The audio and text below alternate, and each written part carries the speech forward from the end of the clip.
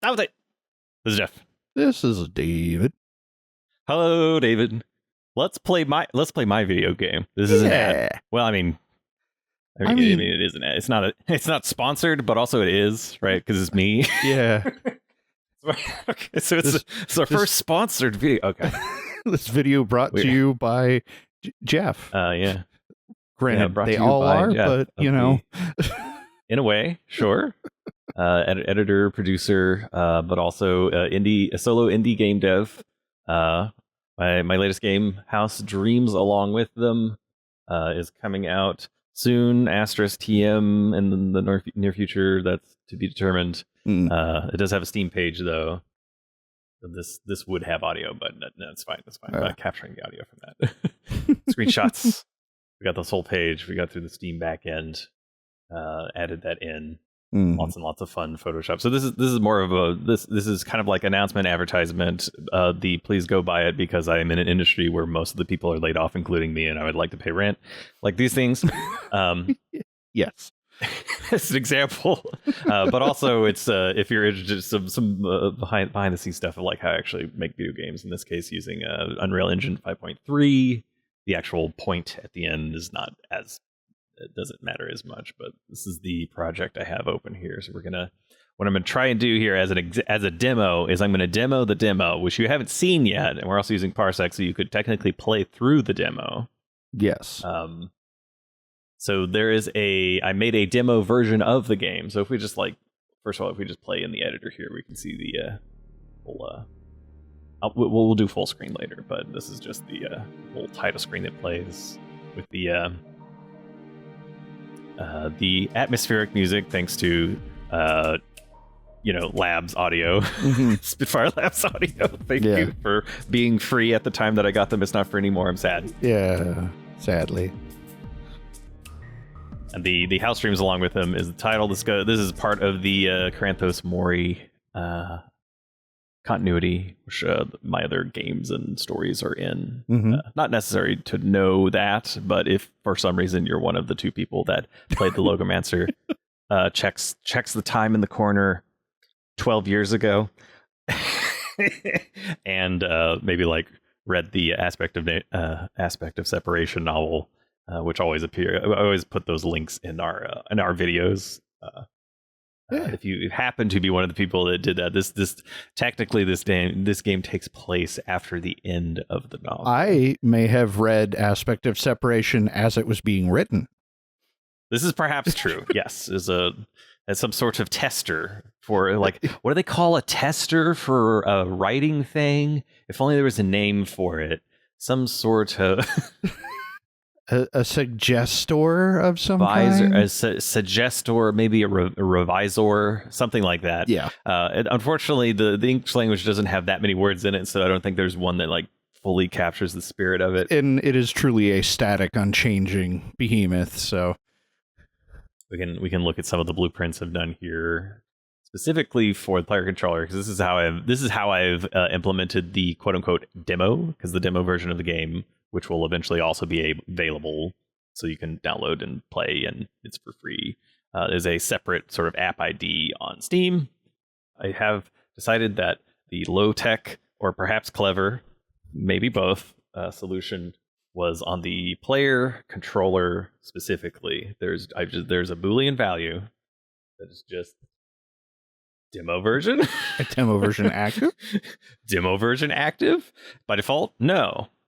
So I don't actually set this. The only place I set this is here, and then I save. So this determines. So based on this one little yes or no Boolean value here, true or false, there are some things that will be loaded or unloaded. So the things that are unloaded is the warps that go to all of the levels that are not in the demo, and the things that are loaded are like the demo specific content. So by just clicking on this, we'll be able to see the demo specific content. Which you'll be able to play, which I'll do standalone, and then I'll do full screen, and then using the magic of Parsec, we can kind of go through. And we've got the opening titles. This one here. I don't know why it keeps asking it a save slot. I suspect that there's something I put in the constructor that's constantly looking at something, but it's fine. As long as, look, at a certain point, when you're doing things, if it works, That's then all that it's matters. correct. Yeah. Like if anyone can have a specialization in any one of the things that is in game development, and they could see like, oh, this specific thing could be done better. And I agree, but if you have to do everything, if it works, that is good enough. Anyways, opening titles has nothing going on. If we look at the 3D view, it is it's just a camera and a box here. This box is not even technically visible, even if you could see, because there's no lighting. There's no lighting. It's just pitch black. Yeah. But it's also just because this is only for a UI scene. So if we did like a viewport editor view here, this is the thing that loads in the title cards, where it's like a game by me, Parenthos Mori continuity. And then after that, it goes into the blueprints and it determines where you should go from there. Usually either the intro itself. If there's no save files, it puts you right into the tutorial. If there are save files, it puts you to the title screen. Or just move the save files out so it recognizes it as not having save files to load. Let's see, save games here. And we'll just make another little over here. Demo. It's the demo. It's demo. Demo. Demo. Just move those into there. The project file is looking for the .save files here. The enhanced input user settings includes things like video and audio settings. Right, you want that to hang around. Yeah. Then a standalone game, which acts as sort of halfway between a in-editor game and a packaged game. Packaged game is the one that actually you play on like Steam or something. But these are the versions of the game that you can play from the editor that load a lot faster because you need to make changes, right? But also it has slightly different like it works slightly differently, so bugs and things have to be tracked down on specific versions. Okay, so can you connect with the controller? Let's see, I am on Parsec. Yes. Okay, I heard a Badoo. Okay. So there we go. So now let's do. This is going through the intro section, which is fine. But let me go and hijack you for a second. I want to do full screen here. Okay. Let's do full screen. We're recording 4K. Oh, gone too far. We're doing 4K, so let's do. Okay. Okay, loading. Render resolution is 100. I also added DLSS support, so I can have some fanciness. We can have. There we go. See the render resolution crusting is going up and down. Render resolution.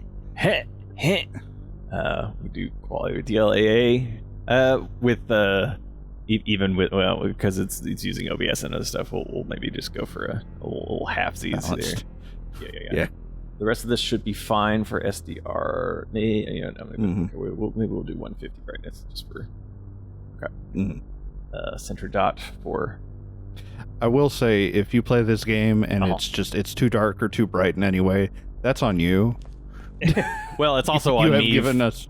It's also on me because we're still testing, right? So I'm on my list. My to-do list is to have like a more robust way to transfer between like an SDR HDR display so that it works. Yeah. It has full support for controllers for DualSense, even if you want to use a wireless DualSense controller, which I test with sometimes. That'll work too. And then the mouse and keyboard, and it should dynamically update the text on screen, at least here in the tutorial, for what you need to be doing. So you are very familiar with this part, having done it a number of times, that we can at least pretend, right? Like, oh, okay. Yeah. Observation. There is some new stuff, like recently added the dark ambient music. The observation system, so it's as you might be able to surmise from what is happening currently, this is a atmospheric first-person puzzle game with spookiness and horror vibes. I wouldn't necessarily call it a horror game, but I also can't not make horror games at a certain point, so it is what it is. Skitter. Yep. inspired by things like, Myst, Riven, Outer Wilds. Mm-hmm. There's like a specific part of Outer Wilds. The Echoes of the Eye of Outer Wilds, to be more specific. Yes. And then also the idea of wanting to make... So the deduction system here is, I want it to be a hint system that could be useful for non-puzzle perts. Which... Mm-hmm. So you just kind of bring them into the fold. Like, you too could be a puzzle weirdo. You just... So part of that design philosophy for the puzzles in this game is that they have their own logic, but the logic isn't dependent on, like, Googling something. So you won't have to, like, look up semaphore or, like, go to a cryptography website and be like, what is a Caesar shift or something like that. Kind of thing is not as interesting to me. I want it to be so that you can intuit the patterns in the game and then apply them cleverly and then feel like you did something. You're like, yeah, okay, yeah, I solved that.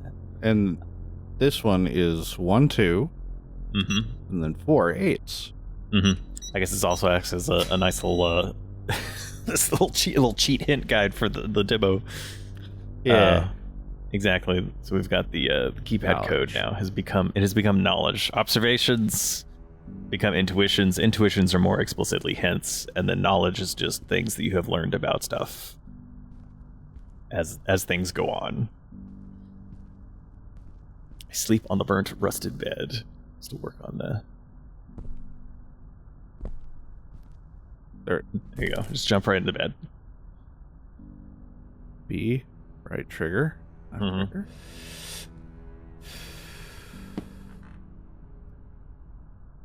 You may wonder why the game has a section in the controls for autonomic processes. That's because you can use the triggers on a controller to manually control your blinking and breathing.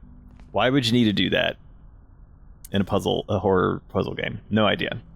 Couldn't tell you. Why did I spend the time making those systems? It's unknown. Who could say? We at least learned a new thing. You can sleep on the burnt rust. Takes you to different places.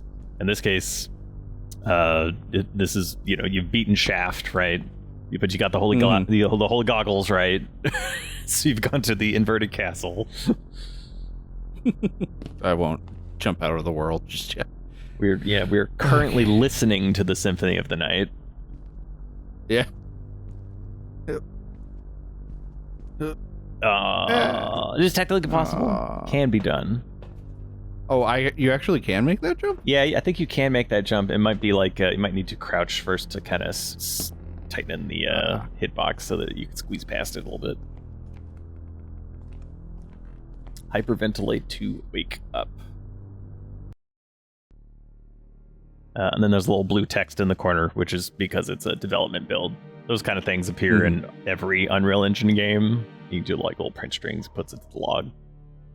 You can even, like, in these, you can pull up the console and put up console commands. But when I do the quote-unquote real version of the build, it strips that stuff out. Technically, it doesn't strip it out, it just disables it. But, not here or there. The one who is me is not me falls asleep and the house dreams along with them. There's our setup. So now, because you didn't have any save files, you went immediately into the intro, and now you can start new game, and then it'll take you into what will be the demo. So things I do want to add to the demo, which aren't here yet, is like a wishlist button, but I'll do that later. For 3 years, finally found it. House for the Dream is real. Okay, now we can actually undo the brightness compensation 1 second, because just for the video experience to be a little bit, we'll just kind of resolve that back to so it's not as blown out. This is one of the things I'll work on. So one of the things you could do is you have post-processing volumes in the game, which are control the visuals of the scene. Currently, it's reading it from the for 1 second here. I'll finish my thought. Oh, sorry. I'll finish my thought, which is that there's post-processing volumes in each level, which control things like gamma, and also post-processing like visual effects on top of things. Currently, I have it set so that the post-processing is applied with the video settings. which overrides them. So I'm trying to develop a system where they can be additive so that I can have like plus and minus exposure for different areas that still respects your personal choices for exposure. So example, the outdoor scene could be a little bit darker. The indoor night scenes can be a little bit brighter, but you can still have control over like the median. Okay. Video games. All right, video games. Okay. So this is one of the things that is included in the demo version. The text, the sort of what I'm calling a subtitle, in this case it's a big subtitle, is meant for localization if I need to translate it, but also for people that like me are sitting across the room and don't want to squint at tiny text. You can zoom in though. As mentioned here in the demo, there's a couple puzzles, a few secrets. You can use your save file in the completed version as well. So they work back and forth. Although going from a full version to the demo, if you load somewhere you're not supposed to be, it just resets you. So like that won't work. But again, there's no explicit end of the demo, but there is like some new things around the empty house that can be examined. In the full version, you will learn how to cook irresponsibly.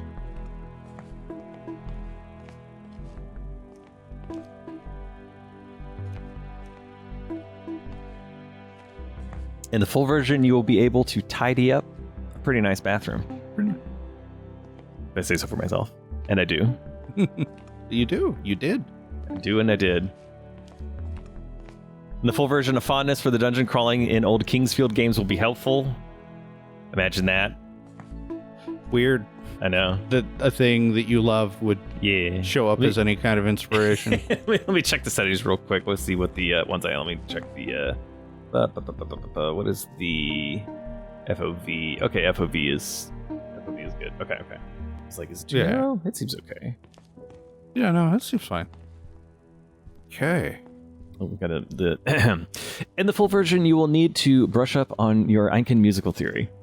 If you don't know what that means, and you shouldn't, it'd be weird if you did. Well, unless you read the other things and played the other game. Unless you're me, or your brother, I guess. Or brother. But you'll have to play the full version to find out. Easy to fall asleep here. I expect the lucid dream lasts about 25 minutes. It's more of an indication of time and difficulty. If you're a puzzle weirdo and you solve it in 5 minutes, don't worry about it. If you are puzzle curious and it takes you 2 hours, also don't worry about it. We're all on different journeys. I just checked on the recordings, make sure they're still going. Seemed like prudent. They're good? Yeah, everything's good so far. Unless as a side note, unless the stupid OBS is like, well, after 20 minutes of being okay, then it gets crusty. But we'll see. Editor Jeff will figure that one out. Yeah. All right, we'll do another quick little, because I'm still tweaking these settings. Hold on. We go back and do a little bit of a... Yeah, hopefully this plus and minus on the brightness will be handled a little bit more automatically.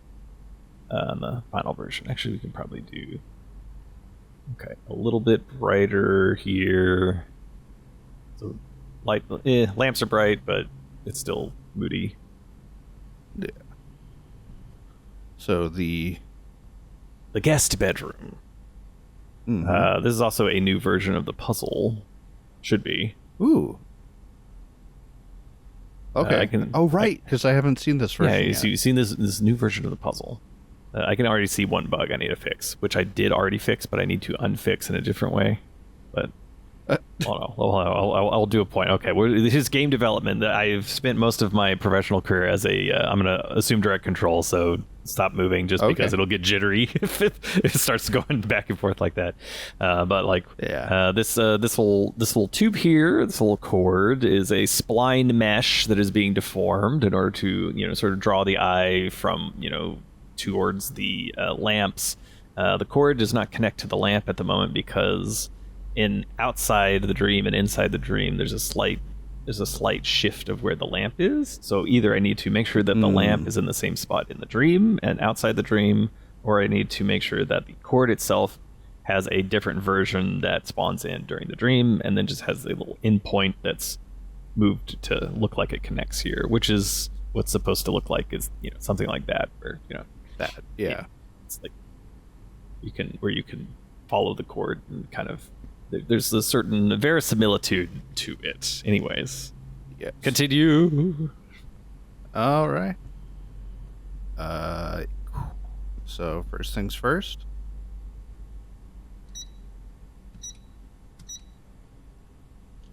Okay. Good. 4. 4 numbers for Keypad. beeping, 1 through 9. Buttons for inputs 1 through 9. I think I'll maybe make the blurriness a little bit more blurry, because the idea is that you don't see the hint unless you specifically click on it because you want to see the hint. So I'll make it blurrier so it's a little harder to tell.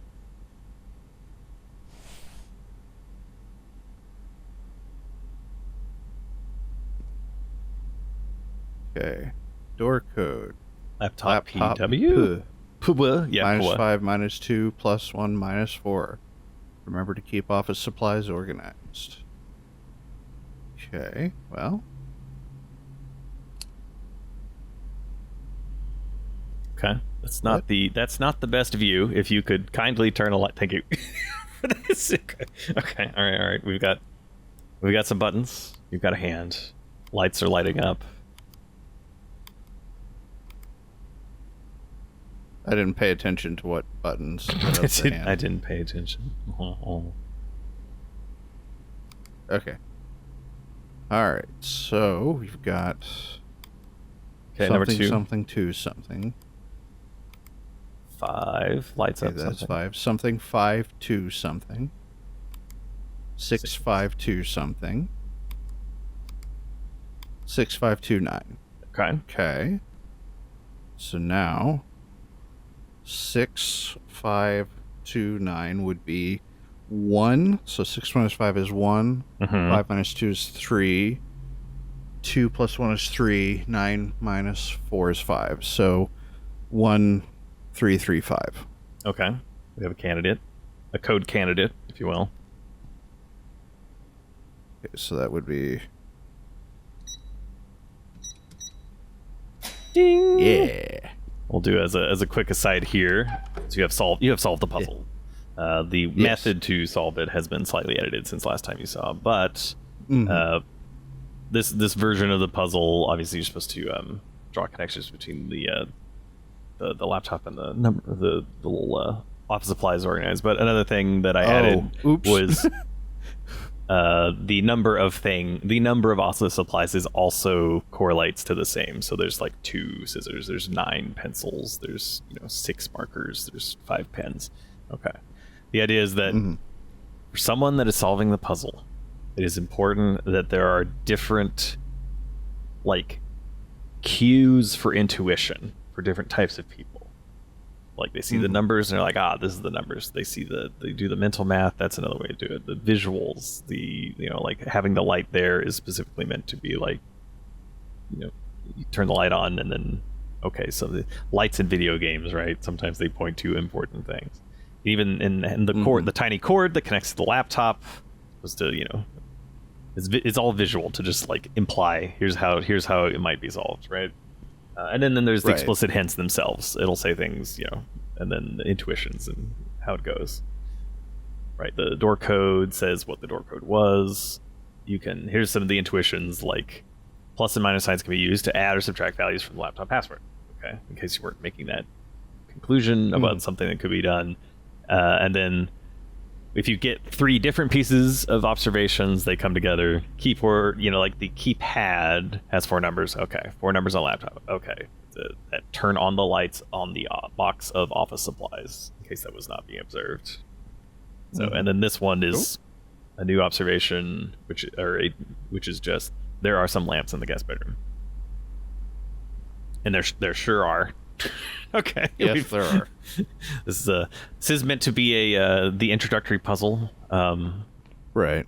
Well, one, because it's in the demo, but also even in the full version of the game, it's the one that's supposed to be the most obvious to like draw your attention to.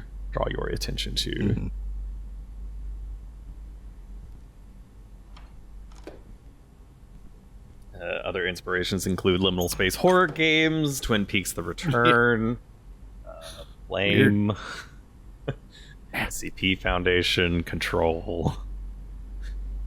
Yep. These kinds of things.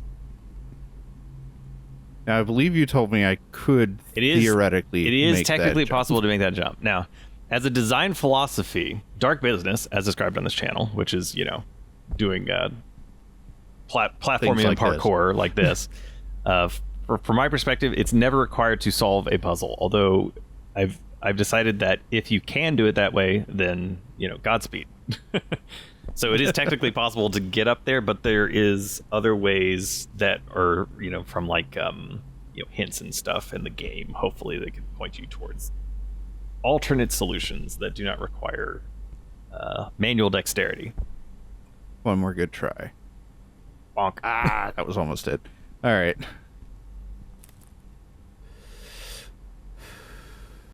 Exit here. I lost my white mage coaster. One moment. Oh no. Flipped onto the ground. Okay. White mage coaster has been restored. Excellent. You have solved the puzzle inside the dream in this particular room, which has reified the room. So now there is a real, in air quotes, version of the room that exists inside the house. This is the way progression is sort of handled in the game. Yeah. Please leave the light on. Thank you. Okay.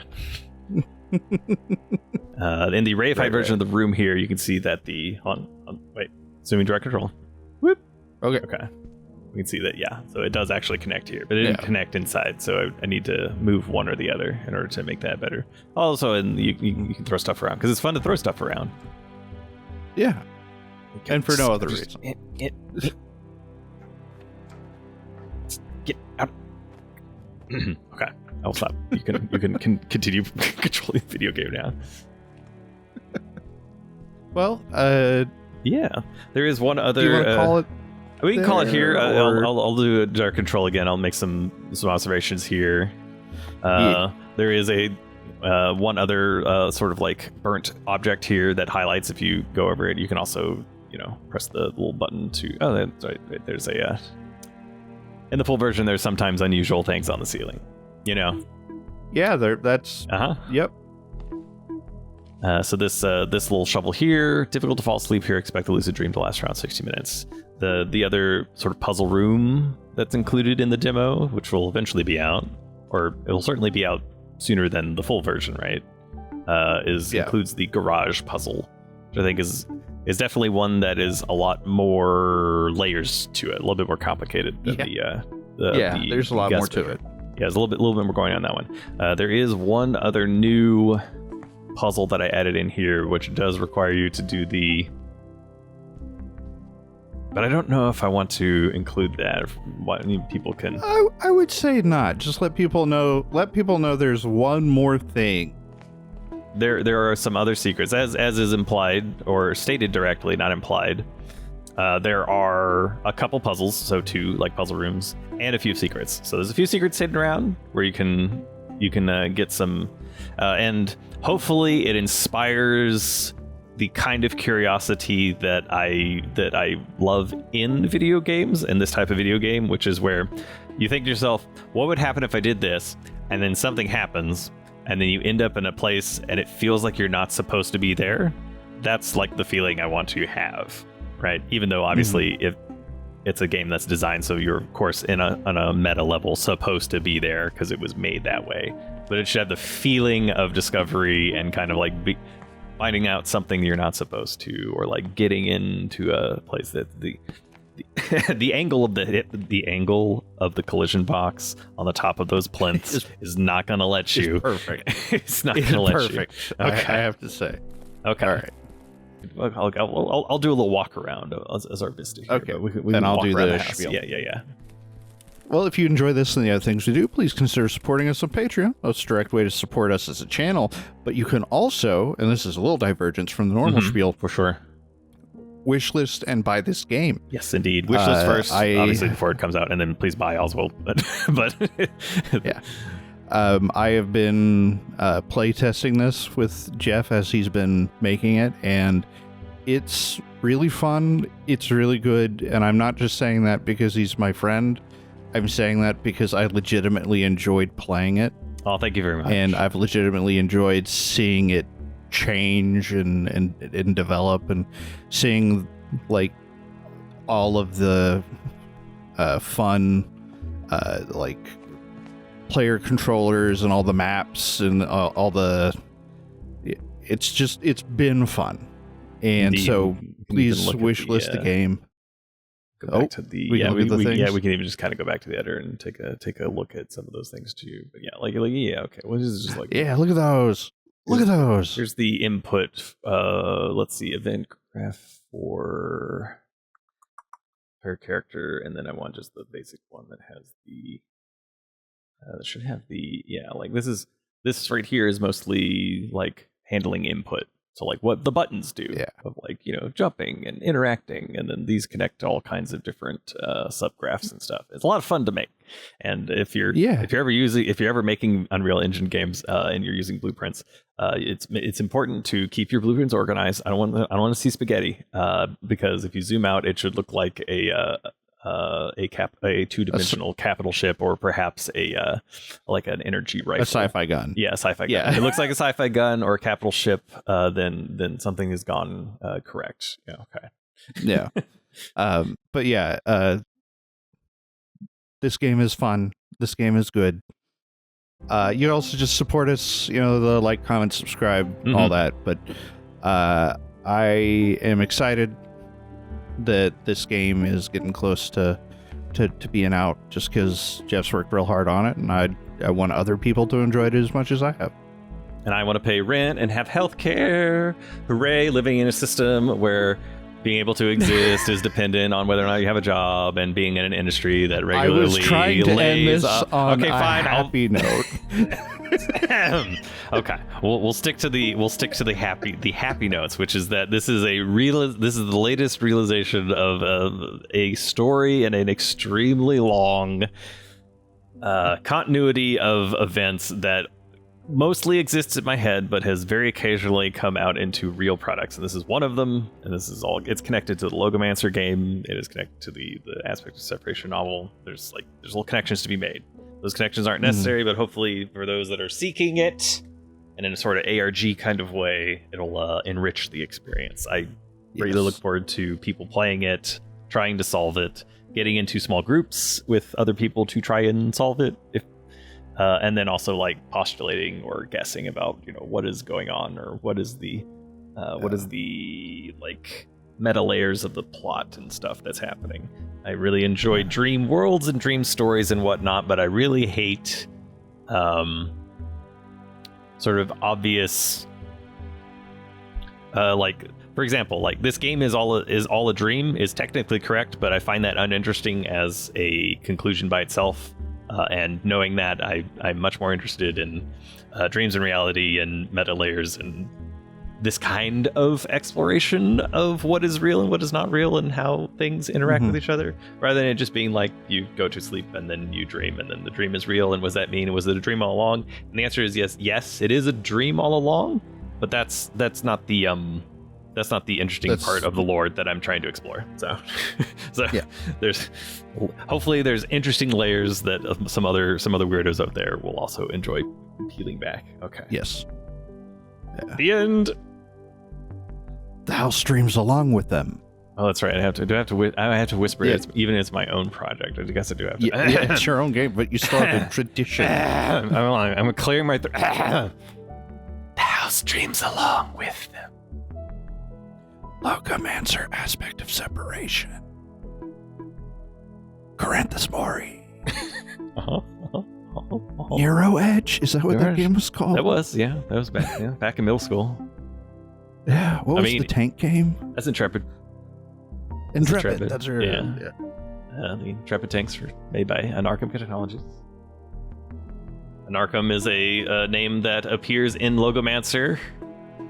Mm-hmm. In the doesn't it appear in this game too as one of the pages, one of the text documents? In Logomancer, an Arkham family is represented by I forgot the name. I think it's is it? Nope, I forget. I have to. This is why I just keep a lore book, and I'll just go check the lore book. Yeah. There's referenced in one of the Orestes in Arkham is one of the characters in Aspect of Separation. Anarchum family does not appear in here, but the corollary company, Kilter, which is also part of Intrepid. The Kilter Technologies is a technology company in this fictional world that shows up here. So Josephine Kilter being one of the characters mentioned in the lore. Okay. That technically, but they made the operating systems for the Intrepid tank when it did the moon mission, and the moon mission happens before the first separation, or the second transposition, not the separation. So there's part of the aspect separation happens after the second transposition, right? So the transmission's already happened on the moon, but then the investigators that go to the moon afterwards discover the ash virus happens, and that was after that. Even though technically this only happened in my mind because it's a story I wrote. I'm gonna stop recording now. None of that is directly relevant. Just puzzle solving. All right. Puzzle solving.